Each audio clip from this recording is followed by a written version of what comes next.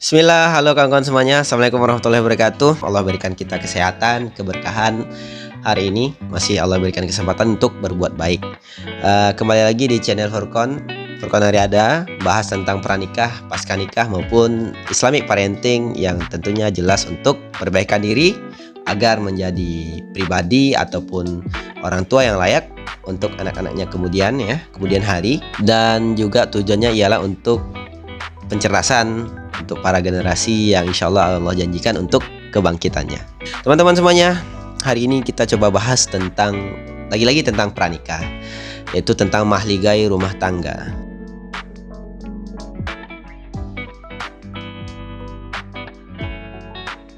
Ini adalah bentuk persiapan-persiapan menyambut rumah tangga ya.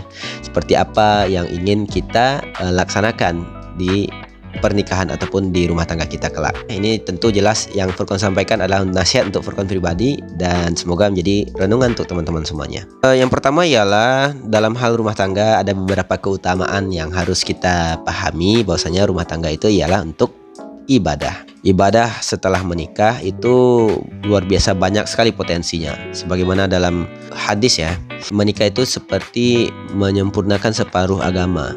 Kemudian beberapa keutamaan yang lainnya ialah bisa jadi dengan menikah kita mendapatkan keturunan yang soleh dan solehah, yang mana ini adalah bentuk cara kita untuk mencetak generasi yang beradab dan penerus Islam, tentunya penerus penjuangan Islam, dakwah Islam kita. Kemudian teman-teman semuanya, bagaimana kita memberikan nafkah sebagai seorang laki-laki ya, dalam Quran surah Juz 5 kalau tidak salah, surah An-Nisa ayat halaman halaman ketiga di bagian atas ya, ar-rijalu qawwamuna 'alan nisa, laki-laki itu adalah pemimpin bagi para kaum perempuan, yang mana salah satu indikator kepemimpinannya ialah dengan yang namanya nafkah. Ini nafkah ini adalah sebentuk kewajiban, maka ini persiapkan dulu nih teman-teman semuanya, mental memberi nafkah. Kemudian juga bercanda dengan istri itu juga bentuk keutamaan juga ternyata. Bentuk keutamaan dalam rumah tangga. Maka dari sekarang para jomblo siapkan jokes bapak-bapak itu ya. Bentuk gombalan kah, bentuk menghibur dan segala macamnya. Ini menjadi pahala, masya Allah. Ada sebuah hadis ya, silakan dikoreksi dalam hal pembahasannya. Intinya ialah suami yang terbaik itu ialah bukan yang baik akhlaknya di masyarakat, tapi yang baik akhlaknya pada keluarga. Istri yang ahli surga itu apabila ia marah ataupun suaminya marah, maka ia meminta ridho atau maaf dari suaminya. Sebagaimana dalam Quran surah Al-Ahzab ayat 70, ini adalah hikmahnya bisa kita ambil, bahwasanya inti dari dalam rumah tangga itu ialah membangun ketakwaan, menjaga ketakwaan kepada Allah gitu ya, kesalehan ya, kesalehan apa, amal soleh apa yang kita upayakan agar terbentuknya keberkahan sehingga menghadirkan suasana sakinah mawaddah warahmah. Dan yang kedua ialah permasalahan komunikasi. Komunikasi ini bukan hanya tentang bagaimana kita berkomunikasi dengan pasangan, tapi lebih luas lagi.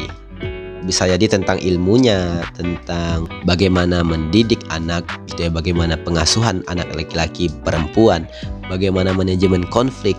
Memang menikah itu sifatnya menenteramkan. Dalam sebuah penelitian, orang yang telah menikah itu lebih rendah yang namanya tingkat stresnya daripada yang belum menikah.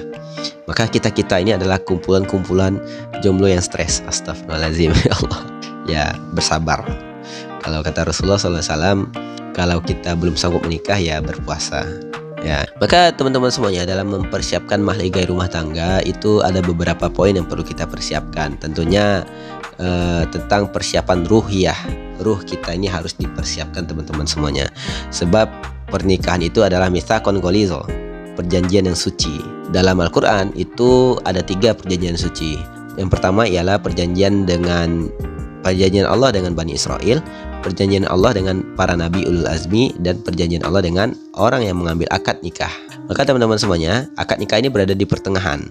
Kalau ingin Allah ridhoi, Allah berkahi, maka laksanakanlah perjanjian sesuai dengan bagaimana para nabi ulul azmi melaksanakan perintah-perintahnya, perintah-perintah Allah. jika ingin rumah tangganya dimurkai atau dilaknat gitu ya, langgar saja janji pernikahan akad tadi, sebagaimana Bani Israel melanggar perjanjian dengan Allah. Oke teman-teman semuanya, persiapan ruqyah ini penting, yaitu dengan memperbanyak ibadah sunnah pastinya, memperbanyak zikir dan doa, mempelajari ilmu yang bermanfaat gitu ya, mengakrabkan diri dengan yang namanya Al-Quran. Nah, ini jadi catatan juga untuk Furqan pribadi. Yang selanjutnya ialah kita harus paham bahwasanya proses pernikahan itu haruslah kalau bisa ialah sesuai dengan syariat, yang mana tidak ada yang namanya khalwat, virus merah jambu, VMG gitu ya, mengikat hati sebelum diikat ya, atau terpikat sebelum mengikat. Wah, luar biasa ini, bahaya sekali. Sebab kalau laki-laki kelemahannya atau sumber dosanya di mata, perempuan ya sumber kelemahannya ialah di telinga. Wah, ketika laki-laki merayu, wanita terayu gitu ya, wah ini jadi sumber dosa pada akhirnya. Maka ini perlu diperhatikan. Jalani semua proses dengan yang syariat itu ialah, kalau yang sepaham Furqan ialah harus ada guru ya, pendamping. Kalaupun tidak ada guru ataupun pendamping, ya sudah, kita minta bantuan kepada orang-orang yang dipercaya, mungkin teman ataupun mungkin orang tua, ataupun punya link untuk menghubungkan kita dengan jodoh kita kelak gitu ya.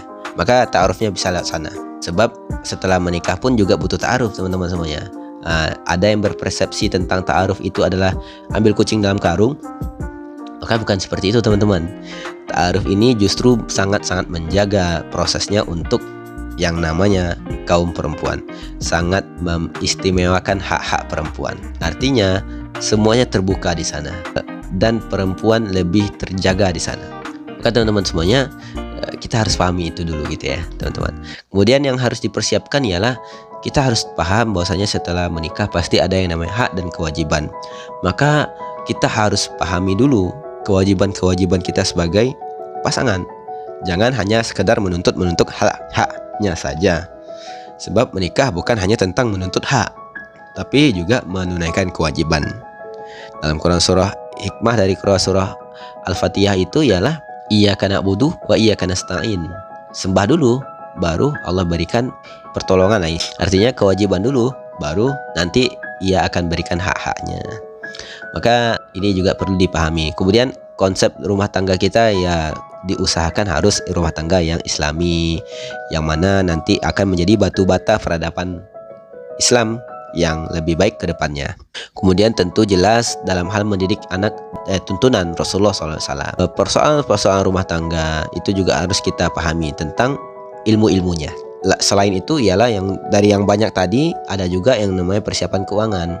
Karena fenomena hari ini ya, tentang pemberian nafkah ataupun banyak perempuan-perempuan yang di luar sana bekerja, bukan melarang ataupun membatasi, tapi kita harus paham bahwasanya kewajiban menafkah ialah dalam Quran itu jelas ya, ialah laki-laki. Maka berdosalah suami yang tidak menafkahi keluarga. Ini bahaya nih ya Allah. Nauzubillah min zalik ya. Semoga kita tidak seperti yang demikian. Kalau kita akan lanjutkan bahasan selanjutnya. Wallahu a'lam bishawab. Assalamualaikum warahmatullahi wabarakatuh.